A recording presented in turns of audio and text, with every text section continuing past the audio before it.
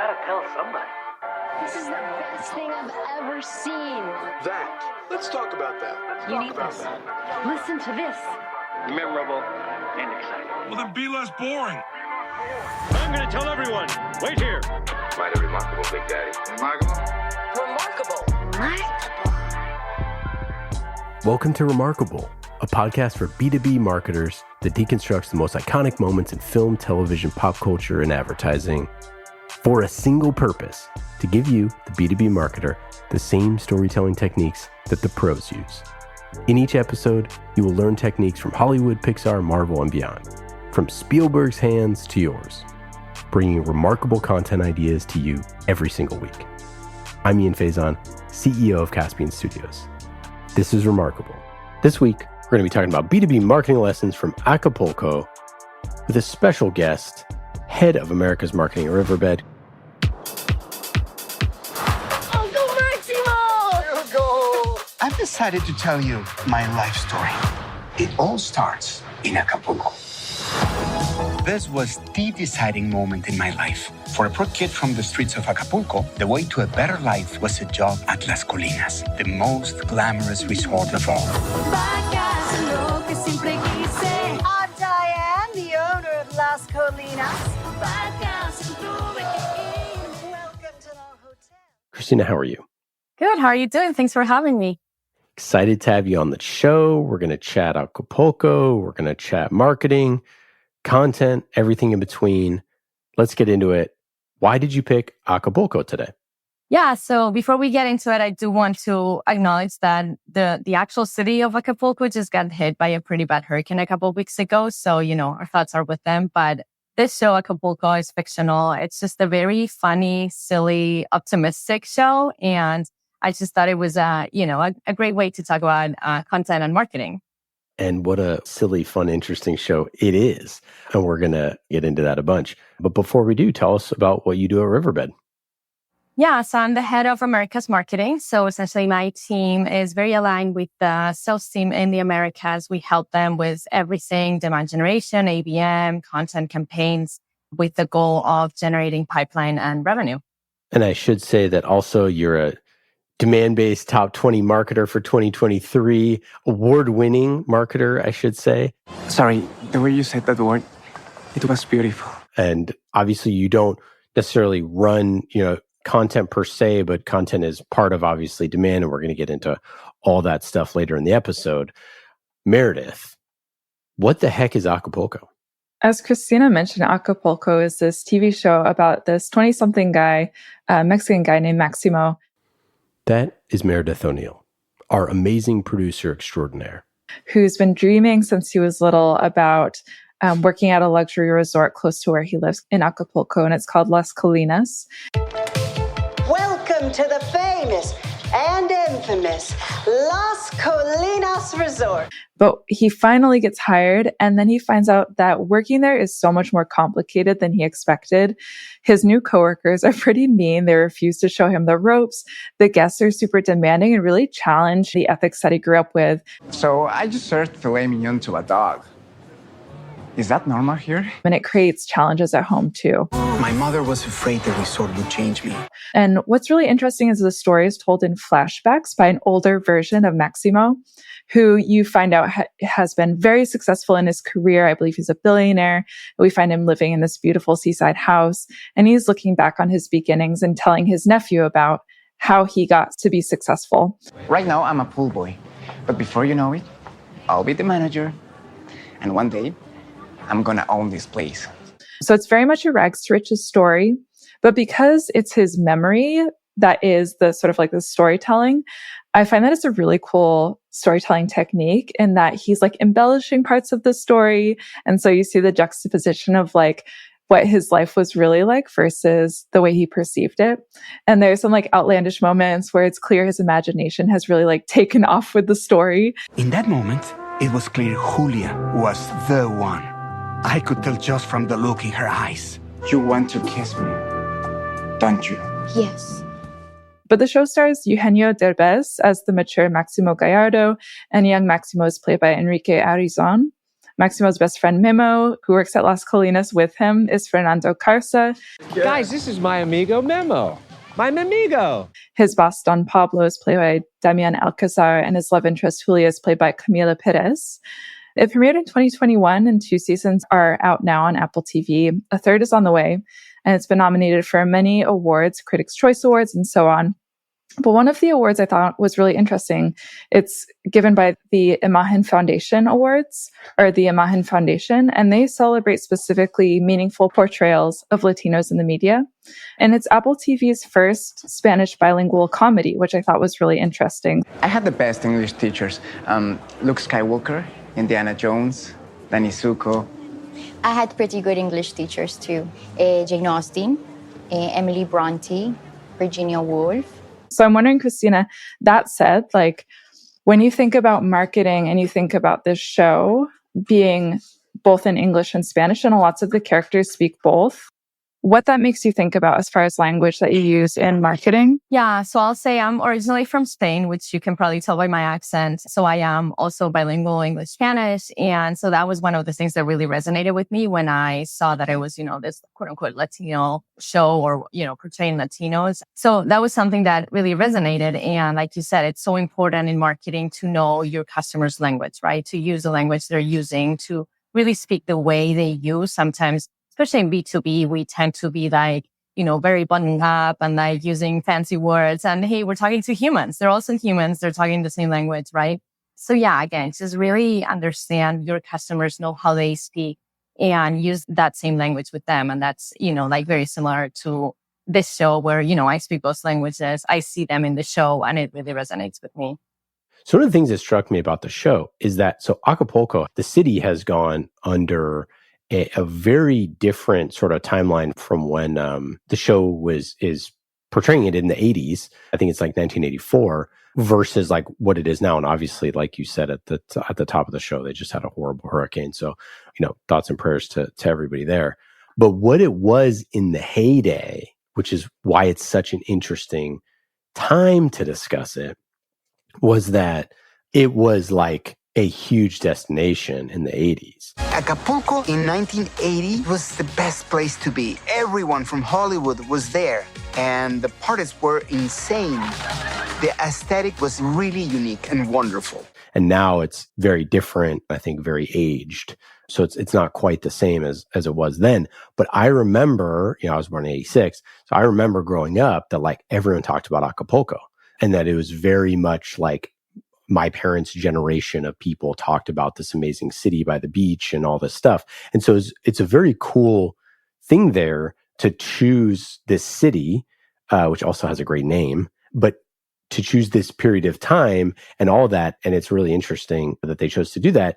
And then from a storytelling technique, which we'll get into here in a little bit, to start with this person who has made it from the origins of Acapulco in this very like touristy sort of, the height of a thing. And so you get a little bit of the period piece type stuff here, which I think is really cool and interesting without sort of digging like really deep into it, but you're getting a little bit of it, which I think is pretty cool. I don't know if, Cristina, if you had any experiences with Acapulco in a similar way that I did, or you just heard about it, but like in people going there, but I thought that was kind of interesting.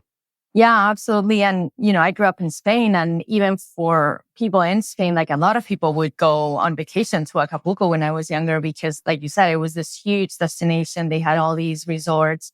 And yeah, I think in the show, it's very interesting how Maximo tells the story, and now being a billionaire and, supposedly living in the US and, a totally different life and, story and everything, he still makes you feel like that was a great life and that was a great way of growing up, instead of looking at it like, oh, like we were so poor, or we were, at the mercy of these tourists, or, like something like that. It kind of, you see the two different lives. He extracts the best of each one. I thought that was a very interesting storytelling technique, like you said, because they're so different, the two lives he's had, but he's telling you the story in a way that you enjoy it still. I can't believe I'm sitting here. I can't believe I'm sitting anywhere.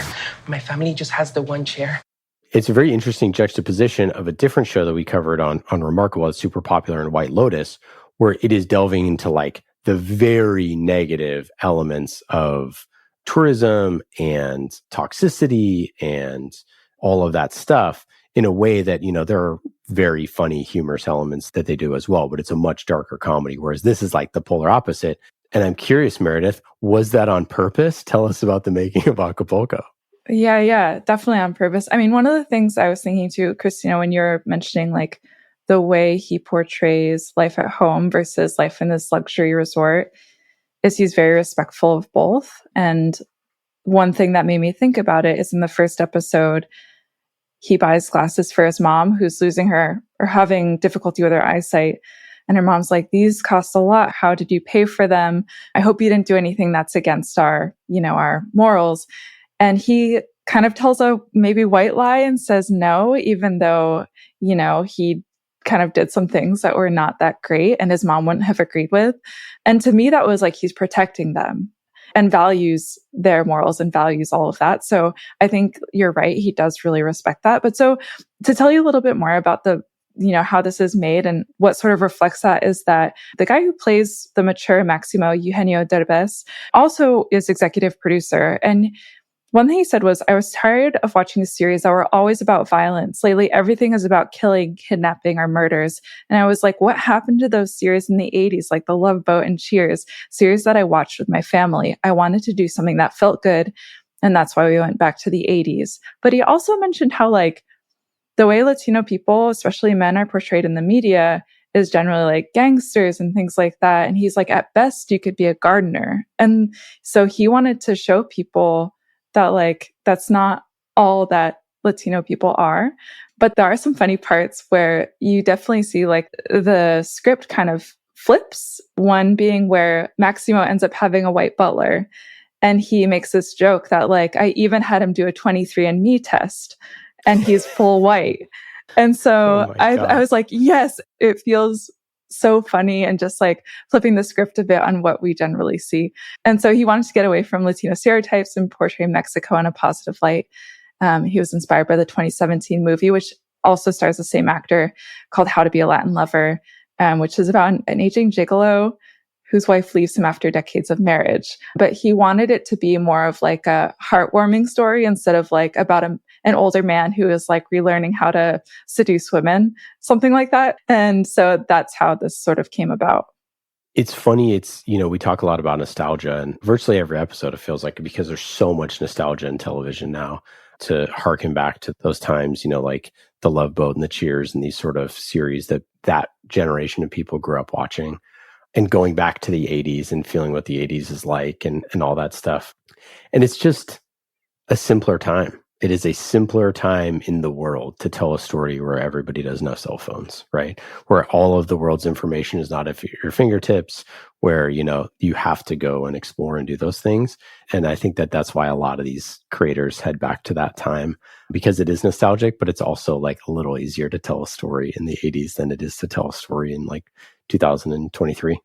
Yeah, I totally agree. And one of the pieces of the show that I loved was the music. It's, they have all this like 80s music, really ridiculous songs that we all know because like we grew up, I guess my generation, we know because we grew up with them.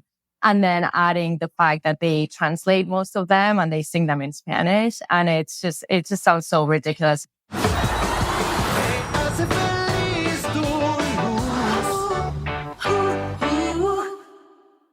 And they have like these dancers like in the middle of the pool dancing to them. And there's a lot of stories that could be very dramatic, and it just makes it lighter with the music and the silliness of it. So, going back to, all the shows about violence and things like that, this is a much lighter show for sure.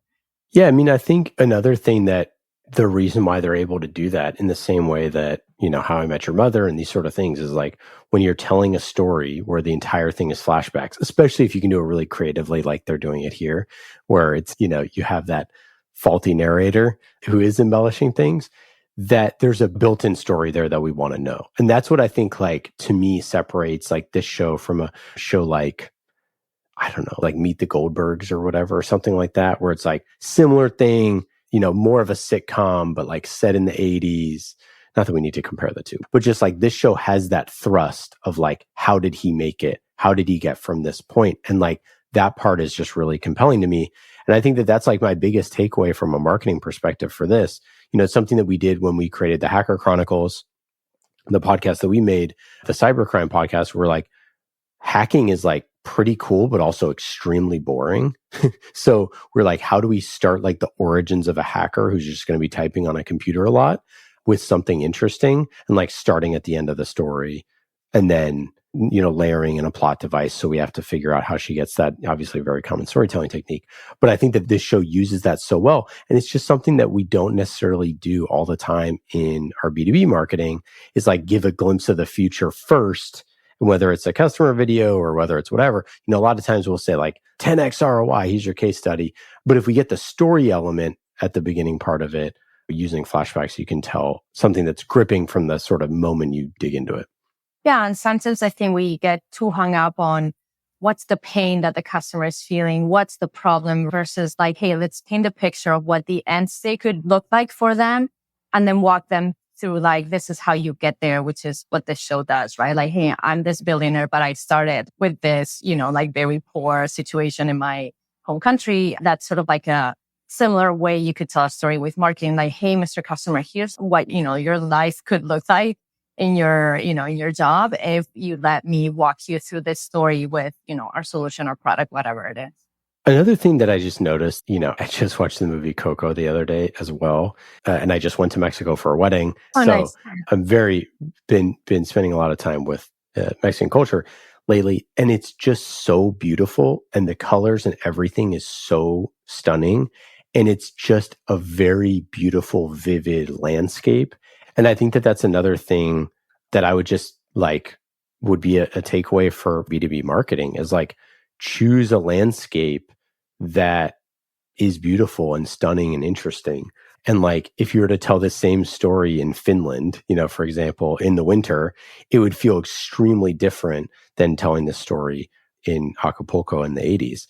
And I think that that's like another piece that we often don't think of setting when we do our marketing stories, because it's like, it's an office and it's whatever. But I think that like, the show is called Acapulco. It is about that. Obviously, it's about this boy or this man and his story, but setting is so important, and we don't think about it enough in B2B marketing. Yeah, absolutely. And especially now, I feel like with, going back to in-person events, or, even like with podcasts, or with, all these quote unquote experiences that we're trying to create for our audience and our customers. You're totally right. The setting and how you present that experience or that piece of content is super important. And it can really change the entire story, right? Like you're saying, if you set it up in Finland, it's not going to look the same as it does in Mexico, with like the weather and the colors and the music and the beautiful landscape. Okay. What other B2B marketing lessons from Acapulco? Anything else that we can think of here, Cristina? I think the main thing I was taking out of it, especially for this year, and how, all of us marketers are trying to do quote unquote more with less. I hate that phrase, and I don't like that we have to do it, but we do, right? Like, budgets are getting cut, teams are getting cut, everything is sort of like go back to basics and, remove the noise. And I think that's really what these two kids do in the show, Maximo and Memo. Like, they're just doing whatever they can to like make their life a little bit better and a little bit easier. Whatever roadblocks they have, whatever challenges, right? They turn it around to be a positive experience, or, at least a good experience for themselves and for their customers and guests. And I think that that's really what I was, taking away from this show. Like, hey, this is what it is. The economy is what it is. It's all out of our control. We can't really control the budget cuts, the team cuts. What we can control is what we have and what we can make out of it, right? And how we can make it a good experience for our customers, for our guests, for, the audience that we're serving. So that's really, the main parallel I was drawing for that. I also think it's interesting that, you get these young kids, which is always fun to follow that type of storytelling, but also the adult perspective of it.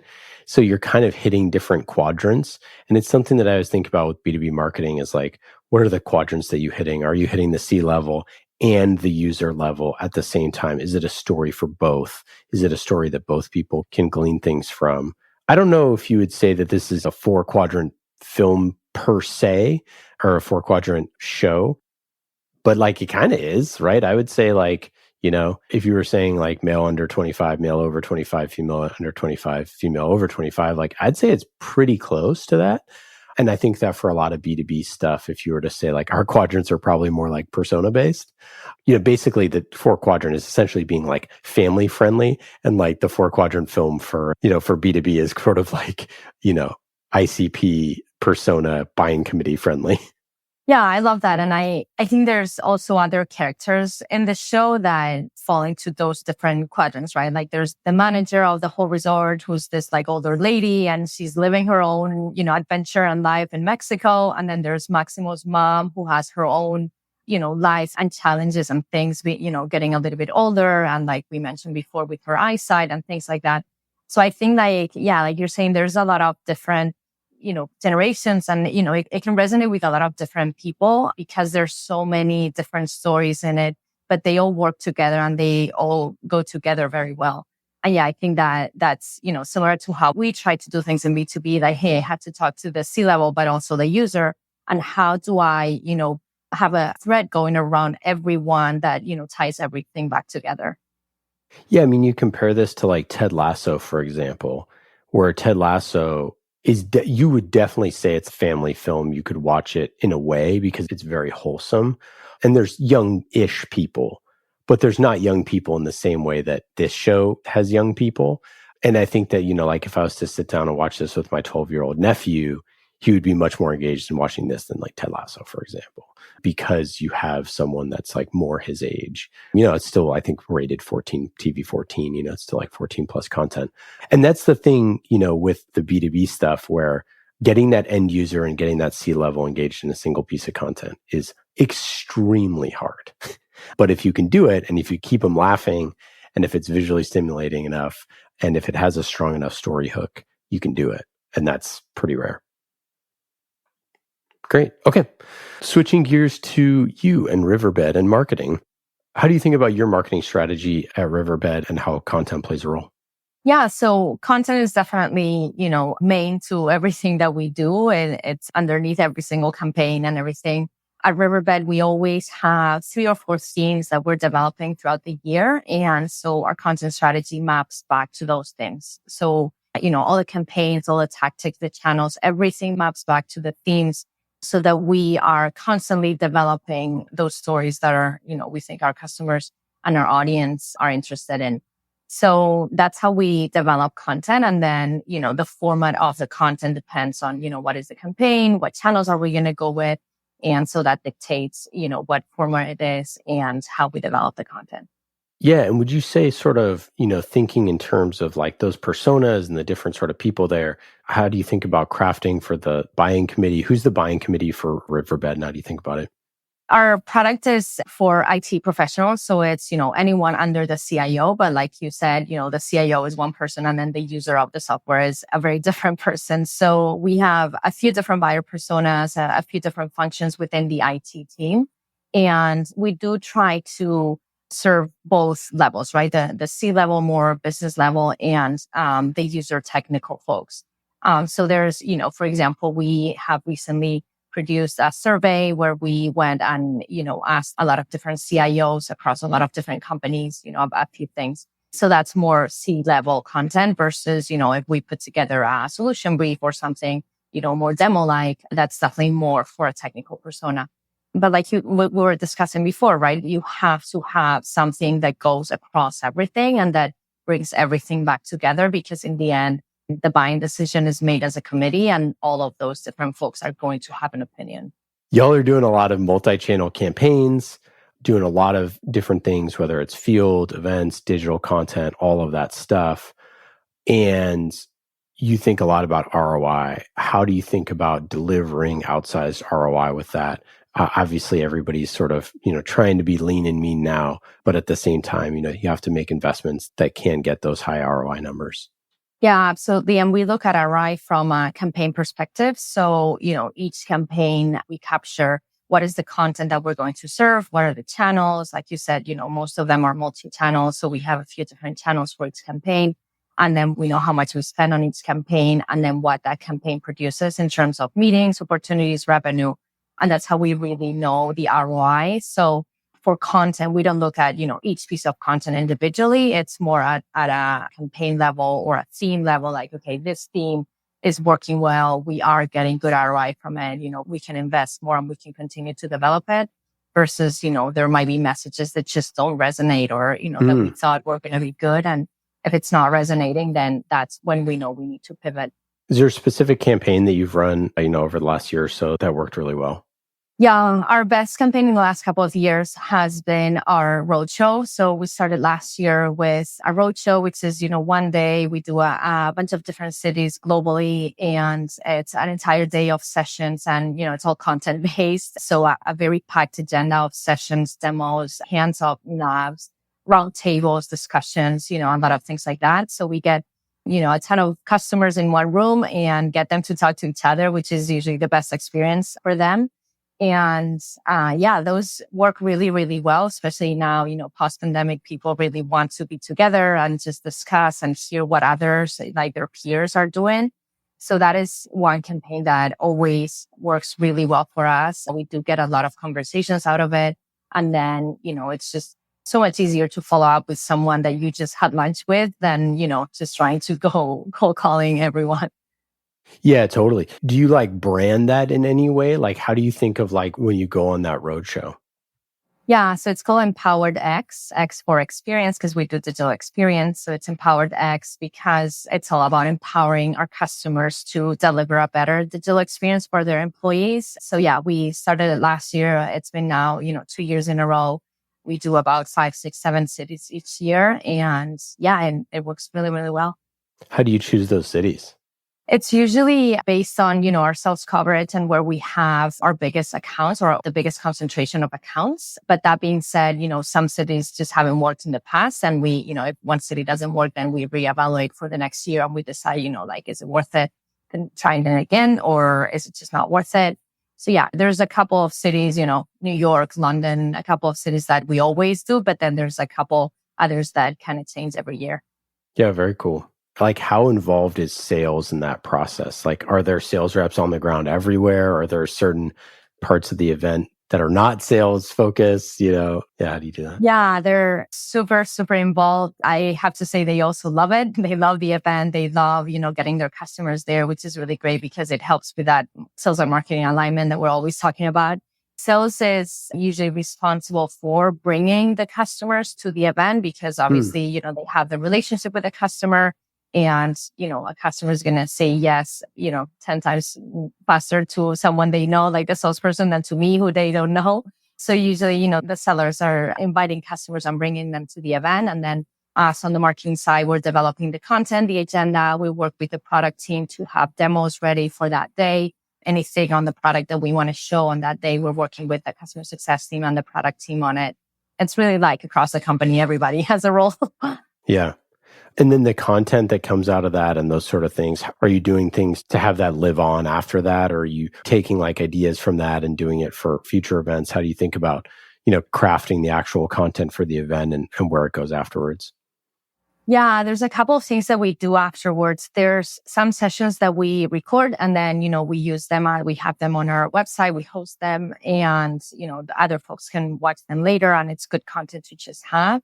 And then there's also when we're, having roundtable conversations and things like that with customers, we usually, take any learnings that we hear from the roundtable or, any stats or any, anecdotes that customers talk about. And we then put all of that together. And so that also drives more content, right? We say hey, there was a great conversation about this, this, and this. We could write, a blog post on that, or we could do a video with this customer on that. So it really sparks a lot of other ideas to create more content and better content after the event.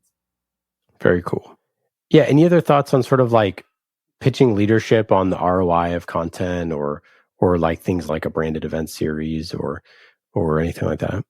I would say the main thing is you have to educate your senior leadership on how a content mix and a marketing mix works. It's not, piece by piece, and you're not going to be able to see revenue from one webinar. It's really all about, what is that content mix that you need to really show ROI. So I've seen, leaders ask before, oh, we did this webinar. What did it bring? Well, one webinar in isolation doesn't bring anything, right? It's all a mix. So as marketers, I think we need to be very clear setting expectations in terms of like, hey, it's the same with the roadshow, right? It works really well because we bring folks that are already familiar with us, that want to spend a day with us, that are, warm. It wouldn't work well if I'm trying to bring in, people who don't know about us, right? So you really have to know, like, who is that content for? How are we going to serve it? And then, evaluate it in that sense and not just, piece by piece in isolation without really any other context. That's really helpful. One of the things, I love the roadshow idea. I love how that you have like a brand for it. I mean, I think that we've seen a lot of companies do a branded event series, do a content series, like a podcast or a video series, like that's basically in conjunction with it, and having sort of this like branded series, sort of as if you were to take sort of, your user conference and stretch it out over the course of a year, go to have in person, have digital, all that stuff, be a really effective thing. And I think part of the reason is because you can subscribe to it, because like, hey, if they're coming to your city, there's a tether to like watching, stuff whenever you want. With the on-demand piece, do you think it just makes it easier for people to like just like click into it and like understand like, oh, I know what this is, I know what it's going to be. Are they going to come to my city? And I went to the one last year and like, I want to do this again. Like, I'm curious, like, is it just, rather than doing just a bunch of one-off stuff, which kind of just doesn't seem fully connected? Yeah, absolutely. I do think that people learn the brand and they learn, like you're saying, right? That what was the content last year? Oh, I actually want to go this year. We've actually had a lot of conversations internally about what is Empowered X and what is not Empowered X, right? Because then we suddenly had the seller say, oh, I'm going to have a dinner. I'm going to call it Empowered X. Right. Whatever, right? And we're like, no, you can't, because then you're diluting the brand. Like we need to keep that brand as if it's a brand, which is what it is, right? And so you can then go and just call anything Empowered X, right? Empowered X is a roadshow. It's a very specific day and a very specific agenda and content and audience. And it's not for anyone to just use it in any way, because then, like you're saying, people are not going to recognize it and people are not going to know what it is. I love that. That is great advice. Any other thoughts on sort of like, strategy and things that you're doing, or other campaigns or things that they're working well? The only thing I would say is, going back to the do more with less, is don't try to boil the ocean. Content is, it's very easy to try to do all the things your customers are talking about, right? Like, I just heard a customer ask this question. Let's do a webinar on this. Or I just, somebody just asked this other thing. Let's do an ebook on that, right? That's why we do our themes. And I think it's important. And each theme can be, a lot of different topics, but it all has to talk to one theme or one specific either use case or problem that you're trying to solve for your customers. Because I do think that content can get very complicated, and it can get into a very like one-off type of thing that is not really a strategy, right? A strategy has a plan and an intentionality that you have to have so that your content actually does have meaning. And you can actually see that ROI that we were talking about before, right? Because one-off things are not going to give you the ROI that you need. Yeah, I could not agree more. The random acts of content marketing is brutal. Okay, anything that you have coming up that you're excited about, whether it's content or events or campaigns or anything? Yeah, so I'm really excited about next year. We're already starting to plan, obviously, and we are taking a much more ABM approach next year, which is exciting. It's exciting from an organization perspective, but also from a content perspective, because we're going to start honing into a few verticals, a few industries. So that is going to mean, a lot more specific with our use cases and our content. So yeah, excited about that. Hoping, next year things pick up a little bit more than this year. And yeah, just looking forward to it. Amazing. Cristina, it's been absolutely wonderful having you on the show today, chatting Acapulco and Riverbed and all of that. Any final thoughts or anything to plug, whether it's on the show or stuff coming up at Riverbed or anything? No, thank you so much for having me. It's been great. And if folks have questions, find me on LinkedIn, Cristina Daroca. Awesome. And we'll link that up in the show notes. Thanks again and take care. Thank you. Well, that's it for today. I hope you got some good ideas for your B2B content. Thank you for listening to Remarkable. I'm Ian Faison, CEO of Caspian Studios. Remarkable is created by the team at Caspian Studios, B2B podcast as a service. Caspian also creates fiction series for B2B companies, so if you want a business thriller, you can learn more at caspianstudios.com. Hollywood-style storytelling for B2B. And in today's episode, you heard from myself, Ian Faison, and Meredith O'Neill, senior producer here at Caspian Studios. Remarkable was produced this week by Meredith O'Neill, mixed by Scott Goodrich, and our theme song is Solomon by Falak. Be remarkable and rise above the noise.